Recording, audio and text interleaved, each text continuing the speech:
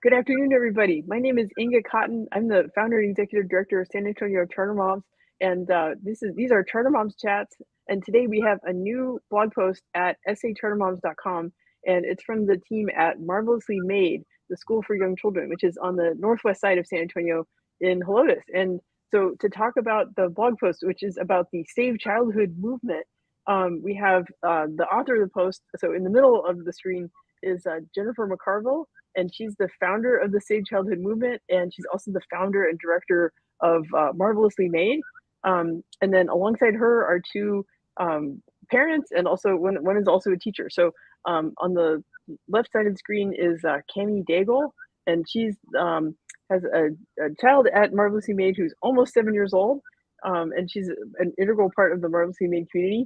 And then also Crystal Seaford, she has two students who are now in the collective, which is the sort of hybrid homeschool part of Marvelously Made, and she is also a teacher of the primary classroom. So there's a lot of know-how here about parenting and about child development, and so I'm really excited to talk more about the Save Childhood movement and the principles of that. So thank you, Jennifer, Cami, and Crystal, for joining me on Charter Moms Chats.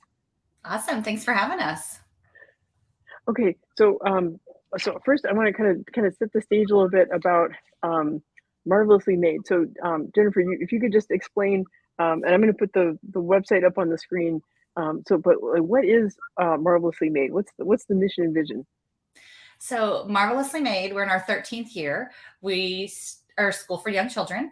In 2010, we started with preschool, and our goal, our founding principle, is to honor development the way God created children and to understand how children work. So everything we do is based on brain research and child development. We actually follow that information, and we are committed to not getting the development out of order.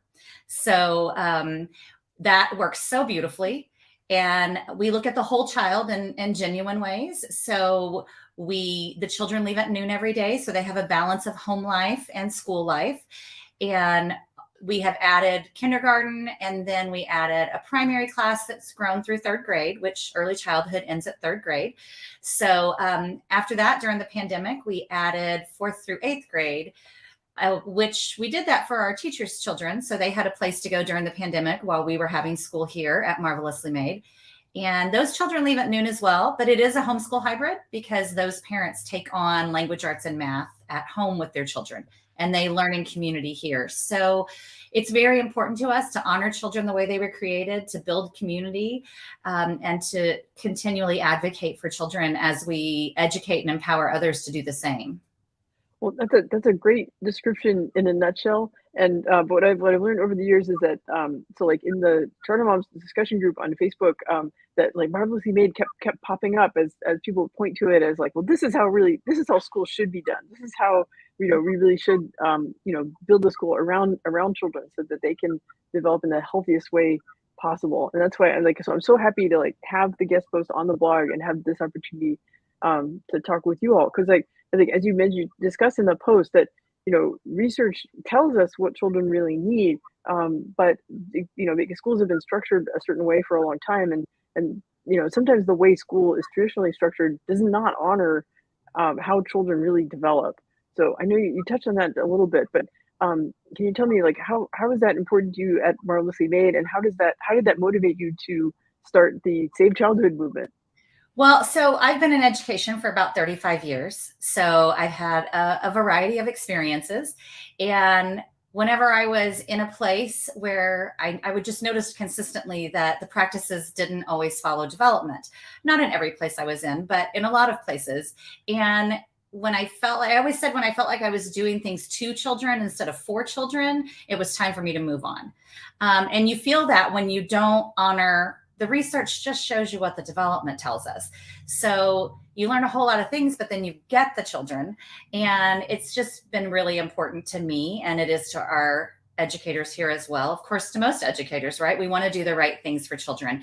And I had this really serendipitous opportunity to start Marvelously Made, and wasn't my intention. And so I really had no dog in the fight, and honestly, I'd had some bad experiences as an educator, and I was honestly a little bit bitter. And I thought, yeah, okay, fine. I'll do the right things for children, because I didn't I didn't have to compromise, and I honestly didn't think it would work. I honestly thought the society is so different and parents are under so much pressure that going against the grain in this way, I really underestimated parents, and I have learned that, and it has humbled me a million times in the last 13 years. Parents really want good things for their children. Of course, I knew that. But instead of helping parents understand the development, because as educators, we are more of an expert on how children thrive and what they need. Parents come from other fields and they'll say, I don't know anything about this. And I'm like, well, I should know a little more than you. I've been doing this a while, but yet you have a child and you feel like you're supposed to know it all, and you can't, and that we need people to help us. And so from the very beginning, it has been to keep in at the forefront. Is this the right thing for children? And if it didn't work, it was okay. It was very important to me that we are a nonprofit, because I feel like being nonprofit makes it easier to be for children. You have your priorities kind of align with that in some ways. So that was one thing that was really important to us. But another piece was to always educate and equip parents, because in the beginning, we knew they would be with us 2 or 3 years if they gave their children that gift of time before they, moved on to kindergarten. And so at the most, we'd have them 3 years. And then we could do all the right things when they were with us, and parents could be as happy as could be. But then they would leave. And if they didn't know how to advocate for their child, if they didn't have the why behind what we did, that those children that kind of become a part of your life and a piece of your heart would be missing that support, and parents would be frustrated, and home life would be too hard. It doesn't need to be that hard. And so we've always educated parents. And then as our parents have moved on for various reasons, a lot of times geographically moving away, they've said, but they're used to being in this community where we deeply care for the children as whole people, and we really honor their development, and they want to learn more. And so they've been asking us to continue that information. And so we finally are getting into place with the Safe Childhood movement, which we have learned over the years that when we do these 12 things as a community, the children thrive. So I underestimated parents, and we started with 17 children back in 2010, and we have right at 150 now. And the schedule's hard. And I know it's not for everybody. It's not an option for everyone. I always say, if I had the funding to offer a full day option and the facilities, then we would consider that, right?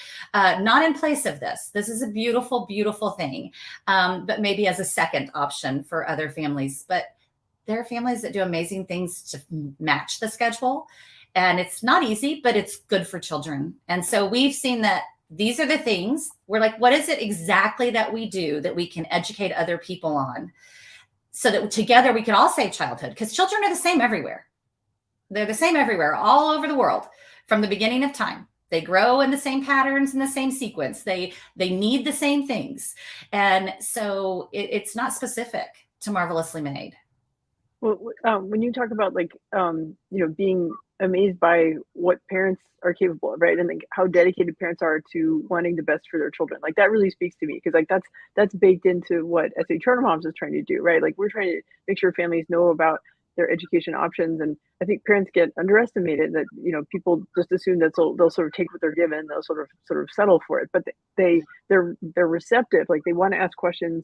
Like they know there's maybe some gaps in their knowledge, because like they like you said, they have expertise in other areas, but not necessarily expertise in child development. So that really resonates with what you're saying. It resonates with me, because and also I'm really happy to like give a platform for more parents knowing about the principles of the Save Childhood movement.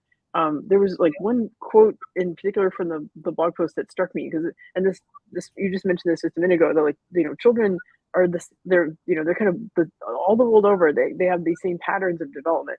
So like what you wrote in the post was, you said, because childhood may have changed, children have not. And so I was wondering if, like, Jennifer, maybe you could explain what that means to you, and then maybe Cami and Crystal, you could kind of chime in and also explain like kind of what that means to you. Right. So, and it's like I said, I mean, it's just like I said, parents are so overwhelmed with information and expectations and comparisons, and it's natural. We all do it. I mean, my children are in their 20s, and still oftentimes my first inclination is to think, oh, what are their peers doing? What are my friends' kids doing when something happens? But it really boils down to children have always needed the same things, and parents are really, they're just being sold a bunch of lies. And and those things don't honor children. So they've always needed the same things. They've always needed time to play, people who listen and respect them and build relationships with them, places and ways they can tinker. They've always needed the same things. And yet, it's hard to step back and say, are these people saying my child needs this because they're going to make a profit off of my kid? Are they saying they need it because they need it? And it's hard to wade through that. So I think for me, the biggest thing is that we develop the same. You cannot rush it. The sequence is the same. Children need the same things. And we know over and over, research has shown that by the end of third grade, children level out academically. This is one of my biggest frustrations, is that we know it. And then we have the children. And the beautiful thing about being able to add grades as we've grown, even though that was not our plan, it's been a beautiful gift because we've been able to test it. And it's true. So rather than, they take children and expect them to read at such young ages in such inappropriate, stressful ways. And then when they're not doing it, they pull them out and they put them in remediation. And I'm not saying that there are children who don't need services. There are children who do need extra. So that aside, I'm talking about typically developing children here. And so they'll take these typically developing children out, give them an inappropriate expectation. The children crumble. Then it's the child's problem. So they get pulled out and they're going to all these special resources and getting all this special help. And it's a nightmare at home for the poor parents. And it's a nightmare for the child who now is going to hate learning. And then by the end of third grade, oh, they got it. And it's not because we tortured them. It's because by the end of third grade, the development levels out. But we've perpetuated this lie that earlier is better, my child is smarter, and it's just simply not true. So and that's come from society's view of childhood changing, and it's just a huge disservice to children. We're breaking them. I mean, and that's just a fact. So for me, that's some of it. But I'll let Cammie talk a little bit, or Crystal, if one of you want to take that. I've taught in other environments, and it's the same thing. And this was before I had my own children, but I could feel the pressure on these little 5-year-old babies being told you had to read, you had to do all these expectations, and they were crumbling. They were falling apart. And it was heartbreaking to watch such little kids have stress. They're 5. They should be outside. They should be playing. They should be happy and joyful, and they should want to learn. And so I actually, right before I had a child, my husband was like, I think it's time for you to move into a new phase of something.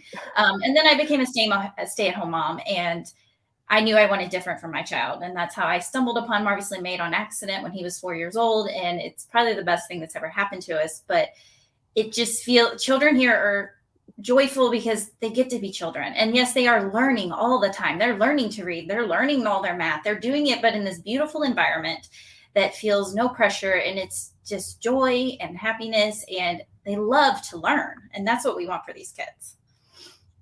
Yeah, that's beautiful. Cammie, you wanna weigh in on that? Yeah, I think as a parent, I was under the impression that my child should grow up as fast as possible, that she was a little adult, that she should be exposed to everything, because what if it was that one thing that she was just going to be great at? And so I had to get her into every activity and do all of this. And then, the pandemic hit and I stopped all of that, and I was here and I just started to ask why. What was I getting out of that? And what I was getting was a kid who was stressed out and just emotionally overwhelmed. And so once we said no and opted out of a few things, and we really just kind of started to let her own her process of learning, it has made a huge difference, and everything is so joyful and she enjoys it. And honestly, she loves the time in the afternoon. It's hard for me. I'm a working parent. The schedule is hard. But what I've learned about it is that she doesn't need to have every second of the day structured. And those couple of hours after school where she's just there unwinding and processing the day have been so great for her. Yeah. Wow. That's really powerful. And that's such a countercultural message because like Jennifer said, it's that childhood has changed and that these, like Cami, what you're saying resonates with me because like I felt like because like my son who's on the autism spectrum, right? And he, so he did need extra support, right? He did need speech therapy and things like that. But partly I feel like there was so much pressure to that like every child should meet the milestones at the same time, but it doesn't necessarily work that way. Sometimes they'll get there when they get there. And it's really tricky to make those judgments. And as a parent, it feels like sometimes it feels like you're all by yourself. But that's why if you can be part of a school community that's where there's knowledge and trust, and if you can bring in like we had a speech therapist who we felt like really understood us and was looking out for us. Then you get this like comfort level of sense like okay, we're making progress. Like it's but it needs to be a childhood like Kimmy, like you said, with free time to process the day. Crystal, you talked about like the kids need to be outside, they need time to play, and those are those what the important principles. Like hey, we've got some comments. I don't know if these are like folks from your online community. It looks like people are tagging their friends and stuff. So anyway, people are watching. Thank you. Hi guys. Yeah. Anyhow, I'm excited because I feel like this is these are really important ideas, and I want to get more parents thinking about this, especially parents with younger children, because mine are 13 and 15 now, and I feel like they're kind of almost raising themselves by now. Like I don't have that much influence over them, but I can just be that sounding board. But if we can, I want to remind people that on the blog post like shormoms.com, like it's the top post on the feed right now, but it's always searchable. If you go to blog and search for Marvelously Made or Save Childhood, there's these 12 principles, which we don't have time to talk about each one in particular, but I asked Jennifer ahead of time which ones she wanted to focus on the most. So we can kind of go down this list. All three of you, please, chime in, and I want parents to be thinking like, okay, how can I apply this principle? Like, you could talk about how does it apply at Marvelously Made, and then maybe give tips for families how they could apply it in their own parenting. So understand play. I think that was one of the key principles. Jennifer, can you explain what the concept is? Sure. So, I mean, play is the vehicle for learning. And we do tend to think, oh, that's really a young child's vehicle, but it's actually all ages. Our children through 8th grade have plenty of time built into their day. And we encourage their parents to incorporate it into, their home lives as well, to tinker and explore and play and to get out of their way. Because play is not playful learning. There's a difference between we've created a game and we're going to learn through play. That's not play. Play is freely chosen and children can stop at any time. And it's often messy and loud and, creating an environment where they can touch things and they can, just get involved in those experiences where there's mud and there's dirt and there's water and there's sand. And then you create the environment where you can let them learn. And we are much more concerned with children learning than we are with teaching them. And we know that with these environments, we prepare for them and the conversations we're prepared for. Our tool belt is full and prepared. Our teachers are so gifted. They know child development. They understand what to look for and what some signs might be that children are struggling and might need more support. But they're really good at letting children learn. And when children own their learning, it sticks. One of the things that we know is that if children don't have an emotional attachment to what they're doing, the learning won't stick. And so you can learn everything through anything, and of course, as they get into the older grades, they are having the direct instruction increases. There's some direct instruction at every level, but it increases appropriately with their development. But it's about development. So we've been able to really help so many different children and different learners because it's the development that matters more than the chronological age. So play is important at every age level. And when you think about it, when most adults, when they're learning something new, They play with what they're doing. They cook multiple times if they enjoy cooking. That's their play. If they build things, they're out in the shop, the garage, doing whatever, figuring it out. Play looks different, but I used to say there was a season in my life where I was like, play's become a 4-letter word. Like nobody wants it happening. Nobody wants to mess with it. It's just too much. And yet it's so incredibly powerful, but it also, in a lot of ways, was so misused by educators for so long that it made me cringe. I'm like, play is so, so powerful. And we make sure that the children at every developmental stage have plenty of time for that. And that's where their learning sinks in, Yeah. So.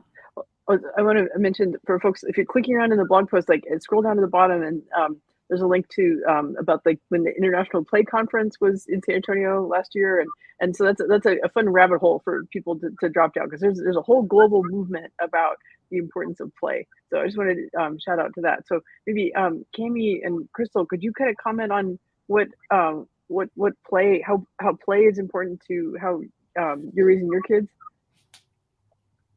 Crystal, you want to go first? How it's important to our kids, or to how you're raising your kids. Like Oh. how do you apply the principle of understand play in your parenting, your teaching? So my sons are 11 and 9, so they're in the collective, they're in that older group. But most days when they get home, they take a little brain break or, whatever they need to do, relax, but then they go outside and it's kind of free play of just, they ride their bikes up and down the street, or they pull out the bubbles, and they'll pull out the water hose, and there's no like, oh, I want you to go outside and do this. They just ask, can I go outside? And they'll make up a game out of a rock they found on the ground. And so even at this age, when society might be thinking an 11-year-old's doing something different, they're not. They're outside. They want to be outside. They crave that sunshine. They are digging in the dirt. They're making messes, and it makes me very happy when they do it. And I hope that they keep doing it through high school. I hope that it doesn't stop, that they just have that ability to keep playing. I don't know what I'm trying to say. That they don't feel like they're stuck in this box. I'm 11. I need to do these activities. This isn't, they're out there doing whatever they want. The neighbors are stopping in the street for them. And I just love it. They know when they get to our house that you stop because there's kids in the street. That's right. Okay. Well, that's wonderful. Oh, Cami, yeah. Do you want to talk about play? Yeah, I think for my child especially, that's how she processes so much. And when she comes home from school, I usually go down to the office and I leave her alone. And if she hasn't been particularly talkative that day, she didn't want to share with me what was going on, I can sneak down in an hour or so, and she usually has the whole classroom reset up out of all of her stuffed animals and nuggets and everything. And she'll be going through what has happened that day. So she kind of works through it out loud. I get to peek in on it a little bit, and it's a lot of fun to listen to. That's so sweet. Yeah. Well, and that's just so great for her imagination to recreate that. Yeah. One thing that we've noticed too over the years in education we have anyway, is that more and more children don't really know how to play because they are so structured from such a young age. So they have an adult beside them telling them what to do. Oh, don't touch that. Oh, use it this way. Oh, and they're afraid to take a risk, which learning is all about taking a risk. You can't learn anything new without taking a risk. And so it's been a really difficult thing to see, is that it seems, more and more, and it's also because parenting has actually become a thing, which, decades ago, parenting didn't even really exist as a term. And so we're really enjoying our children in different ways. And of course, that's a beautiful thing. But in that, sometimes it's that hovering to make sure that everything is just perfect. And that doesn't align with childhood at all. I mean, we have some children who are wired that way, right? Who like that, and they thrive in this environment too. But it's that children don't even know how to step into that choice making. They don't know how to choose what to do. When they come to our school, everything is prepared for them, and they're allowed to come in and decide where they want to start working, and definitely in the preschool area. And a lot of those children, of course, in the beginning, that makes sense, right? It's a transition, but it takes them a long time because you can tell they've had an older sibling or an adult in their lives telling them what to do all the time. And so that's something that we want to, caution parents about and encourage them to play on their own, expand that time where they're really, only children. Some people will say, but she's an only child. He's an only child. That doesn't matter. That doesn't matter. They can play. They can get into deep play. So just to kind of release parents from that feeling of, I have to be their playmate, because what happens often when parents are playmates is they control it. You know, some are really great at it. Not me so much, but, and you know, there's always room for that. Spending time with your children is so important. So, oh, hi, Melissa. I love this. It's a great engaged community. Yeah. Well, so I wanted to ask about another one of the 12 principles, and that's guide. So, Jennifer, you want to explain this one first, and then maybe we could have Cammie and then Crystal kind of talk about that in their parenting. Sure. So this one's all about discipline. This is about guiding and supporting behaviors. And this is allowing children to play and honoring their development and giving them the freedom to learn. Does not mean there are no boundaries. It does not mean there's not discipline, but discipline means to teach, not to punish. And social emotional growth is the most important area of growth through third grade.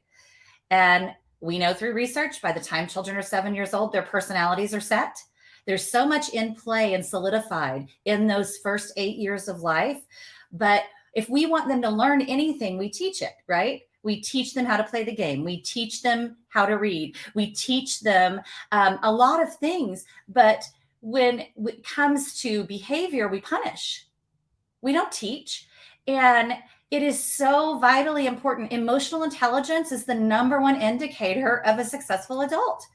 And you have to get that through support with struggles and bad, feelings. And parents are so worried, were they good today? They're made good. They're good, but they're figuring things out. And if there aren't scuffles and there aren't arguments and you're not there to support that and help them with good strategies to work through that and walk alongside them, they're not going to learn those emotional competencies they need. So that's the true learning, and the natural age for formal education is 7. And because of a need for childcare and the Industrial Revolution, I mean, we all know about those things, right? That's changed, but children haven't changed. That's another, childhood has changed, but children haven't. 7 is a natural age to begin direct instruction. And one of the reasons for that is because around the age of 6, the brain develops a tolerance for boredom. So when your brain can tolerate being bored, you can sit still and listen to people, crone on about things you're not interested in. Right. Or try to teach you what you already know. Yeah.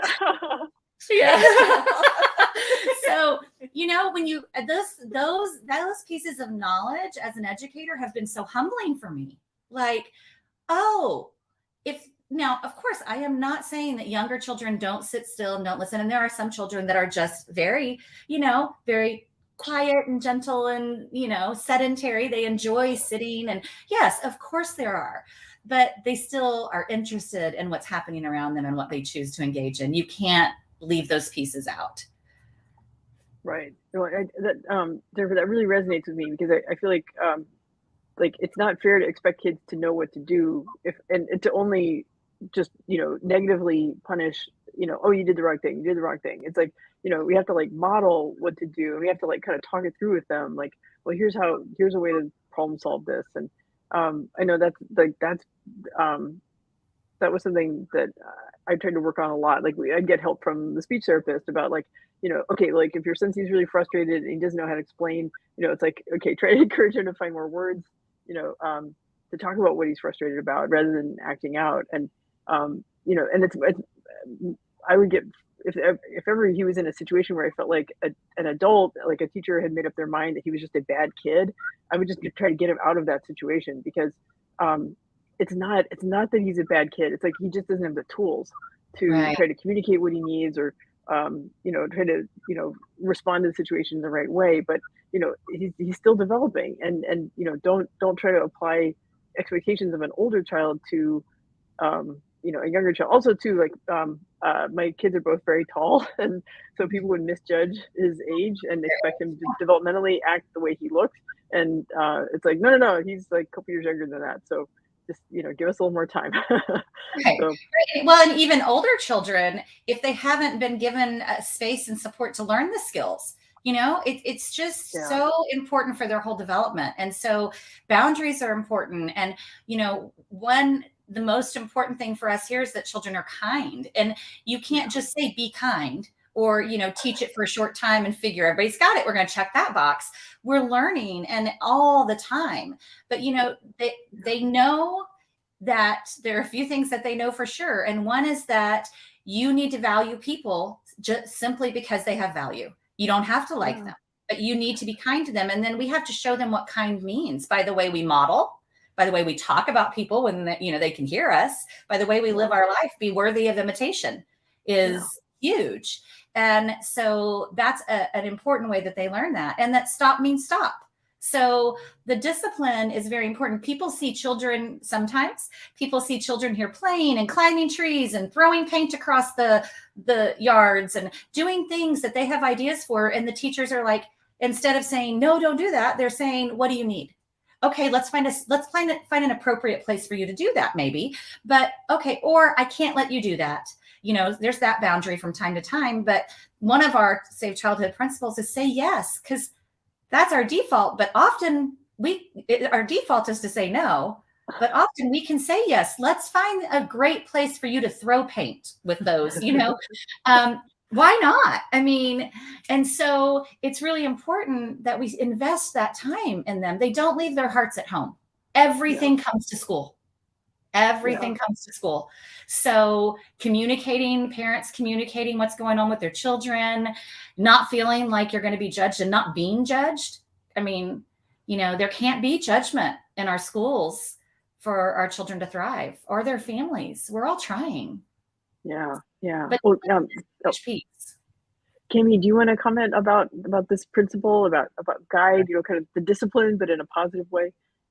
Sure. When I started all my parenting journey, I think I just relied on what came naturally to me, which was pretty strict and disciplinarian. And I wondered why the results weren't really what I wanted. One of the beautiful things here at Marvelously Made is that they invest in us as parents really heavily. So we have book talks and parent education nights, and we talk a lot about discipline and how to set it up appropriately for their age and for their development. And we've talked about that I've been here for 4 years. So I've gotten 4 years of these conversations, and it's helped so much. And I can take a step back and look at how I'm approaching a situation, the energy I'm bringing into it, the words that I'm using, and understand the why behind that a little bit and make better choices with how I approach it. And it's helped a lot. And my daughter and I will have a better relationship because of that.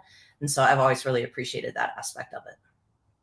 Yeah. Well, that makes a lot of sense. Like we all have to, just because I'm the adult, I'm still going to make mistakes. And, I love my kids and I know them better than anybody else, but I can still learn from, teachers who have expertise in child development. And so, that makes so much sense. So, Crystal, can you comment on the principle of guide? How do you apply it with your students? How do you apply it with your kids? So this is my 8th year as a parent here, and I have to say it's influenced a lot of how I parent my children. Just learning, I used to just walk by the teachers and listen to how they spoke to the children, and I was just absorbing that. I'm like, that was a much different way than I might have done it at home, and much gentler and being more positive, because children are whole people and they are messing up and we mess up. And that's one thing I learned, that if I accidentally yell at my kid one day, it's okay for me to go back to them and say, I'm sorry, I messed up. And this is how I should have handled that. And so and now that they're older, we can have deeper conversations about their behavior so they can understand. Usually it's emotionally based, whatever's going on, and getting to that deeper root of it. And in the classroom, it's taking the time to sit down with children when they're having a moment. We have a team of 4 teachers in primary so that we can do that. So I can be like, I need to slip out for 10 minutes and talk to this child and really help them, versus just saying, don't do that again, sweep it under the rug and go on with our day. It's built that way on purpose so that we can invest that time and really guide the children and teach them so that we all know what we can do different next time. Yeah. Yeah. Well, so actually I have a sort of housekeeping question. Jennifer, I am really enjoying this conversation. I had notes of a few more principles I wanted to dive deep. Do y'all have time for another, 15, 20 minutes to talk about more principles, or did y'all need to wrap up? No, I think we're good. If you want to. Okay. Yeah. No, I'm really enjoying this, and I want to just let it roll. And that's the really nice thing about, I mean, it's my channel, it's my YouTube. It's okay. There's no producer off to the side saying cut it off. You know, so Wrap we it can up. just Wrap it up. yeah.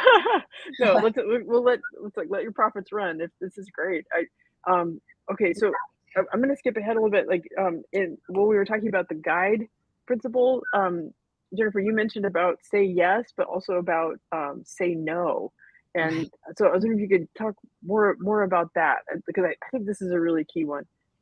So yes, that is one that we kind of chuckle about, because if you don't go deep to learn what we're talking about, it's just oh, yes, I know. Well, I Seems don't know. contradictory. Yeah. We're all trying so hard. Now I'm really confused. So the say no part is about saying no to the things that either infringe on your family time and your child's peace in their life and their ability to grow and grow well, and that hectic stuff. The say no to the social media, say no to the comparison. And it's easy to say, oh yeah, we should do that, but you need to do it. It's important. So, comparison's a huge one. I mentioned it before.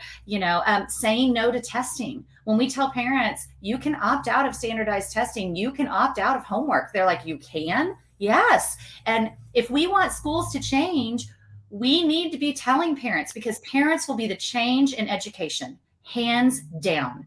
Teachers are incredible people, but they are stuck.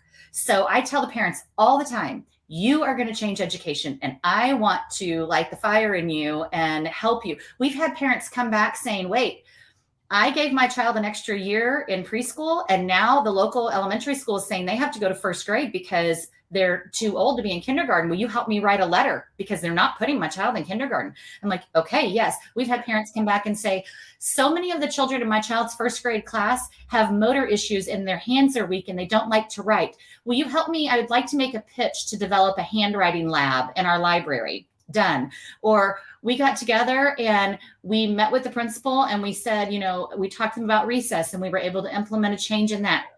So this is why we thought, oh my goodness, what we're doing here, if you can't come to school here, but we could help you in whatever environment you're in, or when you have to leave our school, then we felt called to do that. And it's brand new that we're starting to work on this Safe Childhood movement. And, hopefully it'll pick up momentum and we'll be able to help more people. That's our heart for it. But saying no to those things, it's a broad thing. We used to hold workshops on how you could opt out of testing, and we haven't done that since before COVID. But parents need to say no. Behavior charts, no parent should tolerate a behavior chart in their child's classroom. That's unacceptable. You need to do that and work with the teachers in kind ways. When my children did go through public school for most of their education, and I remember when my younger one was in second grade, they had this extraordinary amount of homework, and I sat down with the teacher and I said, "Please help me understand. Why does they have so much homework?"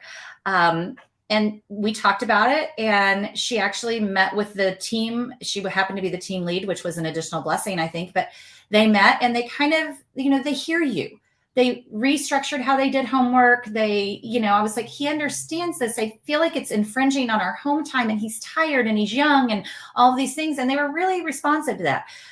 Teachers need parents to help them, but definitely in a kind, cooperative way, because, they want to do the right things for children, Mm-hmm. Oh, I just want to share a comment. Yeah. I don't know Nicole, but I'm excited. I think she's a part of our Charter Moms community. Yay! Yeah. No, I what you're saying, like, it gives me chills. I mean, the parent power aspect is super important to me, because I feel like that is like, it's the only thing that actually works. It's the only thing that sticks over time. And I also think it's really important how you're framing it, which is, it shouldn't be an adversarial thing between the parent and the teacher, because to some extent the teacher is caught up in a whole system of like how childhood has changed, and schools of education are preparing teachers in certain ways, and maybe like the standardized testing system is a mandate from the state and from the federal government. So there's all these like structures and systems in play. But when you speak like as a parent, as a human, through the teacher as a human, and saying, what are we doing for these kids? Is this actually good for them, right? And like pushing back on homework because of the importance of family time, like that's super important. Like making sure to have, like, we've had so many discussion threads in the group about like which schools have how many minutes of recess, and I'm glad because there's administrators lurking in our group too, and they're seeing these conversations. They're seeing that parents are making choices about schools depending on how many minutes of recess kids get. And if a school cuts back on recess, you bet they're going to hear about it. They're going to hear about it from our parents because like recess is it's such an essential part of life. Kids, you can't expect them to sit and take in the direct instruction and tolerate the boredom if they haven't had a chance to get their energy out somewhere, right? And then that's where the genuine play comes in, where they're able to be creative, and they're like, that's preparing them for those situations in life where they're presented with a complex problem, they don't know where to start. And if they know how to play, they'll get to the answer. If they've always had somebody set it up for them and tell them what the first step is, they'll be stuck. And like I've talked to colleagues who are trying to hire interns, and these interns have never been able to play. They've never been in an unstructured situation, and they're stymied by adult situations. And yeah. So anyway, this really anyway, like I'm mentally, like, the wheels are turning because like I want to support you all with more of these workshops. I'm like, ooh, what can we work on? Thank you. We would like, welcome the support. yeah. But so maybe, okay, so Crystal, can you comment on the say no aspect? Like, has this impacted like kind of what activities you've let your sons participate in outside of school? Yes, we've always been real strict on one activity just because we want to value that time at home, time to be bored at home. So they really engage in things. And I have one son that really needs downtime, and it's not good for anybody if he's been pushed and he's gone and gone and gone. So we purposely had already put that into our family. And we even do that with events. Like, we don't go to every birthday party we're invited to. We don't have to. You can say no to those. You don't have to go to every play date or all the things. It's okay to say no and protect what your family needs. Yeah. I know I'm somebody who's a very light sleeper, so I have to I have to protect like my time around that, or I'm not good at anybody. So I definitely hear that. So Cami, you mentioned about like kind of how when you were raising your daughter and kind of doing what you felt like was expected, and but that it was creating like a too much rushing around and not enough time to just sit and process. Is that accurate? Right. That's absolutely accurate. And I think in addition, say no can also relate to saying no to the external pressure of the expectations of what learning should be. So it's saying no to grandparents who expect them to be reading by 4, or a pediatrician who asks, what are they learning? Or even ask, how much recess do you get? Well, I have to explain to my daughter, that's what your outdoor classroom is. They're asking about your outdoor classroom time. So some of those things too. And, it's well-meaning by society and by our parents and relatives, but it doesn't help anything. And so for us to be able to say no, those aren't the expectations that we're going to put on our child. That's big too. It's huge. Yeah. Wow, that's really important. Okay, so I want to touch on a couple more of these. Okay, so just read. So and Jennifer, I think again, this is where like somebody who is just skimming through these principles might go like, yeah. But you make a really good point about like how to do this in a way so that it sticks, right? So that there's that emotional connection. Right. So what's been left out for so many children is the foundation of reading, which is orality. And so for children to really be strong readers, they have to have a really great vocabulary. That's the number one indicator of a strong reader, right? And a great vocabulary comes from years of really, really rich orality, talking to them, listening to them, not talking so much and listening to them. We take story dictations because their stories are the most important ones. We read and we sing and we do the traditional things that children have always needed. Nursery rhymes have lost their place in childhood, and they're so important for language development. And so as the children, definitely through kindergarten, there's so much language play in orality, and the children have this really deep, broad understanding of language, and they play with it, and important. Reading is a man-made system. We are made to tell stories, to talk to each other, to sit around and have a chat. And that's what you're going to remember. You're going to remember the story that was tied to, the phonics lesson. And that's stories stick. And so that piece is so important. And in these years leading up to the children taking off as readers, there's so much of that natural teaching that goes on when you are playing with language, when they're that phonological awareness that they need. So we have a very strong understanding of that. And instead of teaching children to read through direct instruction, we start that. A lot of the children are reading throughout kindergarten by the time they leave kindergarten. But again, we take each child individually and we're looking for their growth. Where are they?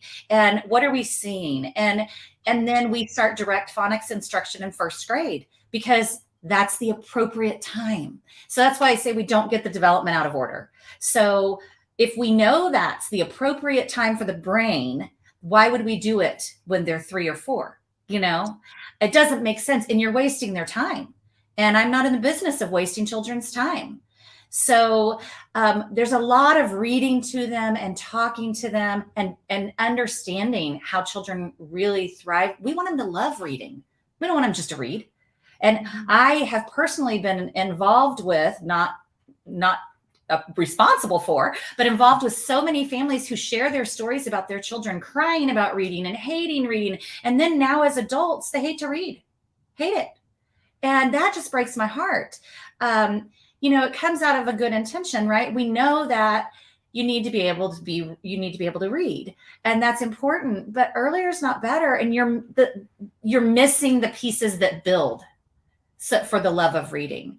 So, and I think both Cami and Crystal have great stories about reading, but why don't you share a little bit about learning to read? And so in the primary class, I teach first through third grade. And so reading is probably the question we get the most often. When will they read? And that's a really hard question to answer, because reading's a broad spectrum. Do you count when you can read 3 words, or when you can read a chapter book? I know how to read. So it's a journey, is what I always say. And we do start direct instruction, where we start teaching the phonics rules, but we use it through a program that's story based. And so it's a land where we're not just teaching them the spelling patterns, but there's a story to go along with it. Why do the letters need to do this? And that helps them grasp those concepts a lot better than me just telling them this word says this and that's why. A lot of kids need to understand it. My son was one of them. He was nearly 9 years old when he learned to read. And that was a hard phase for me, because even though I said the phrase, trust the process, a lot, I may have not always, but Jennifer was there to support me, and she kept asking, what are you worried about? And I said, I'm afraid he won't love reading. It wasn't, I didn't think he wouldn't learn. It's that I thought he wouldn't love it. But he was one that needed to understand the whole process and then put it together. Well, that's a lot to learn. And you can't learn that in 2 months or even 1 year. And he loves to read now. I mean, he reads everything. He's an awesome writer. And so seeing his story made me a better teacher, because I can walk alongside those parents and say, you want them to love reading. You want them to feel joy in it. So we still fill the primary classroom with beautiful stories and songs and oral stories. We do a book club for the kids, so it feels like this really special event that they get to come to. But the goal is for them that they love to read, whether it takes them 1 month or 3 years to learn it. There's just joy in that, and we want them to have that. Yeah, that's beautiful. Cami, do you have a story to share about reading? Do you want to share? Sorry, I just threw you out there. I think at this point. So I was definitely in the camp that earlier is better, and that if we surround our child with books and we do all of these things, she's going to be a magic reader by 3 or 4. And we did that. She was excited. She always said she wanted to read. So it wasn't even an issue of her not wanting to, but it just wasn't really clicking. And I would try on the sly, because maybe I didn't really trust the process yet either, to teach her phonics or vowel sounds or any of that stuff. And it would always end in tears. And I'm not going to say if it was my tears or her tears, but there were definite tears there. And I finally really started looking into it, and I started listening a little bit more to what was being taught to the parents here and explained here. And I thought, you know what, I'm just going to try it. I'm just going to step back and I'm going to see what happens. And we're just going to read books to her. We'll read to her whenever she wants to. If she wants to pick up one and try, we'll encourage that. But we're just going to sit down and read. And that's what we did for 2 years. For all of her kindergarten year, we didn't push anything. Just we'd sit down, we'd read a book to her. And then before you know it, she started picking up those books and reading it just a little bit at a time. And then she would get frustrated and we'd say, okay, I can pick it up from here. And we did that over and over and over again. And now we can't get her to go to bed without reading at least 10 books. And we have to count out each book each night. And then she'll sneak out after that and ask if she can read just one more. And of course, the answer is always yes. That's not one I'm going to say no to. Don't say no to everything. Right. And it's been just such a joyful process. She's so happy with it. She's excited about it. We're excited for her. And we did it really with minimal tears. And she loves going into Miss Crystal's class and learning all of the rules now a little bit more. I think it's all really starting to click. And one of the things that I think is so cool, Jennifer had touched on the story dictation that they do in the farmhouse years. So they'll write down what your child is saying in preschool. And my child said a lot. And there were many multi-chapter books that these teachers would painstakingly write down. And then they would send them home with us. And now I hear her, she'll go find these books that she wrote when she was 3 years old, and she reads them to herself. And she still laughs at the jokes that she was making. So that's a really, it's a sweet moment to kind of see that come full circle. Yeah. That's really great. Yeah. Oh, we have another comment. Oh, hi, Melody. We love you guys. She's a blessing to us too. I think that just because children aren't having direct instruction in reading doesn't mean they're not learning to read. So we say just read, but what we know is all the things we're doing to support that orality, to expand their phonological awareness. And in kindergarten, I mean, it is very methodical at every stage of development. It is building for the direct instruction of reading. So it's not like, oh, we just do nothing and the kids are like put in a box and nobody even thinks about how children learn to read. We know how children learn to read, and we are intentionally working on it from the time they start school here. And parents can rest in knowing that when you're singing to them the lullabies, and when you're talking to them, and when they're walking alongside you as you cook or you go to the museum and you're listening to what they're learning and you're responding to that, you are teaching them to read. So there's a big difference. We have this misconception that direct instruction, forcing them to read sentences or words at a very young age, is learning to read, but it's not. It's one piece that's built on a really beautiful foundation when it's done right, of honoring development. And then the children own the learning. There's such a difference when children own their learning. It's such a beautiful thing. And that's what we want. That's why we say we're more interested in learning than teaching. And it's not that we don't think we're teaching. We are. It just looks right for children. Yeah. Yeah. But it's hard to summarize this, but like, I think some of the key ideas are like the society is putting pressure on us to adhere to a certain timeline and like to do things that faster is better, and that we need to let go of that.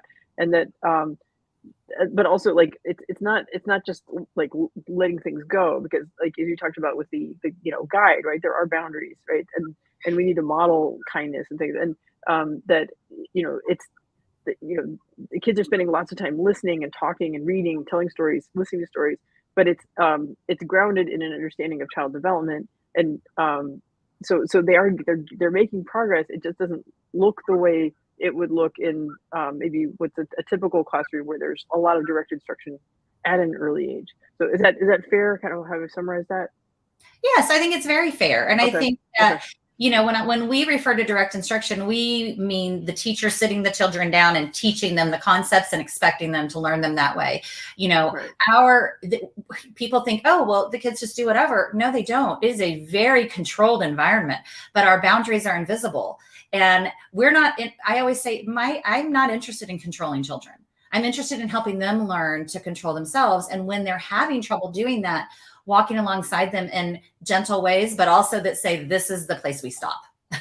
Yeah. Oh, that's the boundary, but why do we, and I think some of it's not intentional, but we don't need to force children into misery to teach them to be decent people. It's so backwards. you have to have a lot of things. So for the children not to fight, not to struggle, not to feel like that, when they're young. We had a parent, one of our precious parents, several years ago. Her child's now in 3rd grade, but he was at that time in the farmhouse, which is our preschool, 3, 4, and 5-year-olds. And anyway, she said, "Oh, he loves dump trucks, and I noticed we don't have any for the sand pit, so I'd like to donate a couple." Well, we have 34 children in our preschool class with 6 teachers and at least 2 parent volunteers most days. So I can't have 2 trucks. You know what I mean? Right. You have to have, kind of our rule of thumb for most things like that at that age group is you need half plus a few, right? So I said, "Oh, that's very kind of you. I really appreciate it. Unfortunately, I can't accept that offer because we would have to have 20 trucks." So she found a way to get us 20 trucks, but they all had to be the same. Like, don't get 20 different ones because you want one, or they don't have the capacity. And then some people will say, "But they'll never learn to share." Well, that's ridiculous. Of course they're going to learn to share, but what they're going to learn first is that their needs are met and that it's okay and they don't have to fight for everything. And then they're going to learn to share. So, we get, again, you got to keep the development in order. And with reading, it's this beautiful, intentional way. We're always teaching them to read, right? But you have to know what it looks like to be a learner and to own that appropriately. Yeah, and the set of things that count as reading instruction is much broader than just what direct instruction in, phonics. Right. That's a very narrow piece of it. Yeah. Right. Yeah. Yeah. Wow, this is like, okay, we can do a whole thing just about the reading. It's so interesting. Okay, I know. I want to put that one on there for that reason. I was like, "Oh, this is a big one." Here, that's one that everybody is it's like, "Oh, let's focus on their hearts and their emotional regulation," but everybody's so tied up about the reading, so kind of had to. Yeah, it is. No, okay, so like of the ones, I want to encourage everybody, like, go read the blog post. It's got all 12, but there's one more that I wanted to talk about, like, during this session. That's the trust the process, and I've heard you all mention that, and I know before we went on the air, I was talking to Jennifer about this, and like, it's something, it's been a struggle for me to learn this, but as I've gotten better at it, it's helped me with my parenting. That things that would have to happen on a certain schedule, I guess, or there's more to it than that, though, right? Right. There's so much more to it than that. And it is trusting that children are biologically created to learn, and trusting that process, that development, and looking for those things, like I said before, what's in place that we can see the growth. And we don't have to see constant growth. What you need to know about the process is there are phases of growth and phases of quiet where those things are melding and going deep into their neurology. And that's important, right? And that they cycle back around, and you've got to cycle back around. But instead we're like, "Oh no, we teach that in 2nd grade. We're done. Check the box." It's like, well, if it's important, you need to keep going back and practicing it, especially through these years. So, but trusting that process, that they're going to do it in their own time. And we often, one of our mantras here is breathe and underreact, because you're never going to regret underreacting, but you might regret overreacting. So in that trusting the process, it's a lot of like, and it's a fun thing for us as the adults in their lives too, because the parents will be like, "I didn't trust the process. I'm not trusting the process. I can't breathe and underreact," and we're human, but we walk alongside each other in such genuine, accepting ways that that's okay. We're all just doing this thing together to really honor children, but trusting that process and knowing pushing it's not going to make it better. Your child doing it first doesn't make them smarter. We should care just as much about the child who's reading at 9 as we do about the child who read at 3. Neither's good or bad. It's that child's story and letting it be their story. So just knowing with everything, every stage of development, every area of learning, there's a process to that. And of course, there are things we have to do, environments we have to create, relationships we need to build for that to thrive. But when you do those pieces, you've done your part. You can rest in that, and you can observe and enjoy that, watching them blossom and grow. Yeah. Well, how about Kami and then Crystal? Can you comment about the idea of trust the process? Sure. It takes a while for some of us. That's fair. A lot of emails. Well, your daughter's 7-ish, and I've been doing this for 35 years. So That's it's true. okay. But I'll commend the staff here for sure. They take their time and they will explain it over and over and over again, if need be, until we understand it. And that has made a huge difference. And now I'm to the point where I can step back and trust the process and just let her go and know that she's learning and enjoying herself and everything's working out well. It's just a huge weight off of my shoulders to be able to do that. Yeah. Yeah, the same. It's just, I mean, I have two boys and they both have had different needs that have looked differently, but it's just been about trusting the process, fulfilling those needs that they need, having what they need met here and at home, and watching them thrive, whether it's through reading or maybe it's emotional for my other one.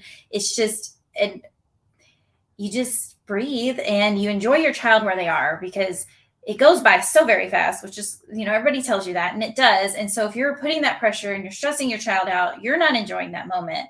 And then one day you wake up and they're reading and you're like, oh, I could have enjoyed it more. And so and then seeing that in my own life, but then watching it with the children in my classroom over and over again, of just really loving on them and watching them soar. And when they're in their holding patterns, but they're doing something else that's incredible, and just being there for them, and giving them that safe place to be. So when they are struggling, they know they can come to you because you've been supporting them all along. And it changes from one day to the next where they might be, but we're that safe place for them, whether you're a parent, a teacher, a mentor. Like, it's an important role to just love them where they are. Yeah. So I think the more as parents we can internalize the idea of trusting the process, it allows us to be more present and to be, thankful for those moments, instead of always worrying about oh, are they going to meet this milestone on time? Am I doing enough now? What happens next? Because it's almost counterintuitive. It's like you have to let go a little bit in order to support them the way they need to be supported. You have to. You really have to. Yeah. And that's just become harder, I think, in our society. And one of the things I know Cammie touched on, and we've mentioned a few times already, is the parent education piece. It is, the parents are expected and required to go to our parent education nights and encouraged to participate in our book talks and, those things. And then everything we share with them has an educational component. If you go to our school's Facebook page, there's the explanation, here's what the children are doing and here's what they're developing and what they're learning through these experiences. So we've been very intentional from the very beginning about that. Our newsletters are called peeks into what's happening, because it is such a sliver. You can't share it all. And they're reflective. Instead of saying, oh, well, here's your February calendar. On the third week of February, the second day, they're going to do this. Well, that doesn't honor development and interest. I'm not 100% sure what we're going to be doing that day, but we can tell you what we did and how it evolved and how we were responsive to the children. And so we're always sharing the learning behind the doing. And so our parents, we were actually very honored to be asked to be one of the visitation sites for the International Play Association conference you mentioned. And so it was so awesome, because we had, I can't remember how many, I'll say staff from our school, people from Marvelously Made there to support these people who came from all over the world and visited the school. And then we had a time with them. We got to answer questions. But what was so amazing was at least half of the adults here from Marvelously Made were parents, and they could answer any question about what happens in the school, how the children learn here, how we implement things, because they're here. They're expected to participate. They volunteer. We don't have a carpool line because it's important that you get out and you get to see each other. Community is huge. We spend time together, taking care of that relationship piece, but they could talk to what we do here as just about as well as any of us. And that was, I just stood there in that moment and thought, this is so amazing. That really there's a ripple effect here. And like we were talking about before, parents can change education, and we know we're changing it for the children and the families here. And if through Save Childhood, we can just do a sliver of that for a few people here and there, just even to pause and say, this should be joyful. It's not supposed to be so hard. It's hard just by nature, but also it's not supposed to be so hard. You actually could enjoy the journey, and they're all going to, they're all going to go their own way, and they're going to become who they are. And we don't want to break them along the way. We want them to hear that voice and figure out who they are. Yeah. And be like, yeah. Well, the goal is not to like sort of win at childhood. The goal is to create independent adults who are happy and can find their own path. And that raising kids that way looks different than what society expects. And so it, like Cami said, sometimes you have to, withstand some criticism from friends and family who mean well, but they're asking, well, have they done this? Have they done this? Or why aren't you doing more of this? But we've all got to trust the process and keep these principles in mind. So I'm really happy that Marvelously Made is, like teaching these principles, like, within the school community, and then, encouraging the spread through the Safe Childhood movement. Thank you. Yeah, gosh, I love talking about this stuff, but I feel like we need to give our listeners a little break. But I want everybody to like come, like, please, like, read the blog post and like follow Marvelously Made. So let me put some more stuff on the screen. So yeah, so Marvelously Made is the school that Jennifer founded.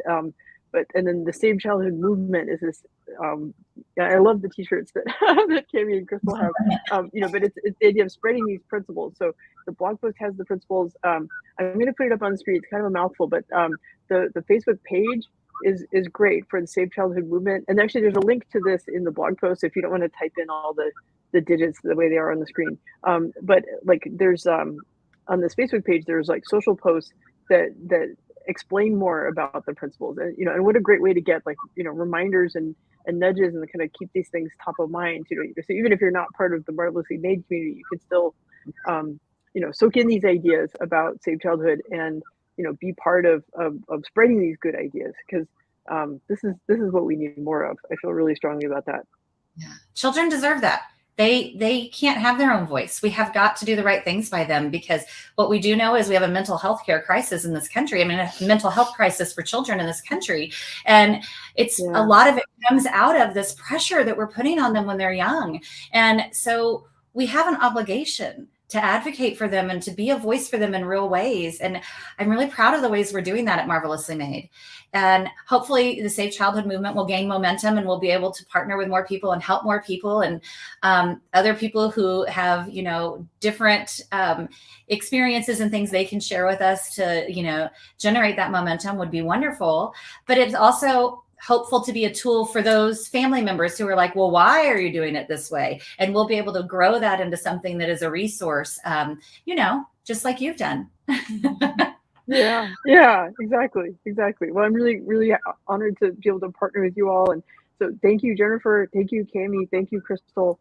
And for folks on the northwest side of San Antonio, go visit Marvelously Made.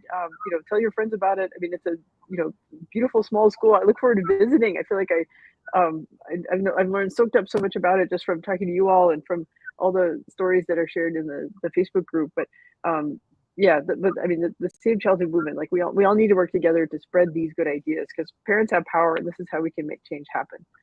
Absolutely. Thank you for having us. We really appreciate it. Yeah. Thank you all so much. Thank you for your time, and I hope you all have a great evening. You too. Bye-bye. Okay.